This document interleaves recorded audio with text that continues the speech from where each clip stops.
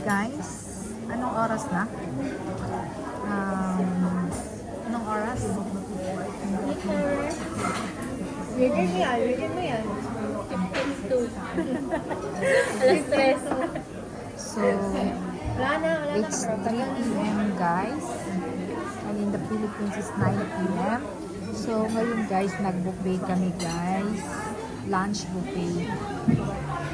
Lunch buffet guys until 5 p.m. So, ito ang aking lunch and dinner na rin guys. Ayan, pasayan, tahong, ayan, pusit. So, ito guys, ito ang number guys. So, mag-choose ka dito guys kung anong klaseng sauce ang gusto mo guys. So, ayan yung mga numbers. So, kain tayo guys.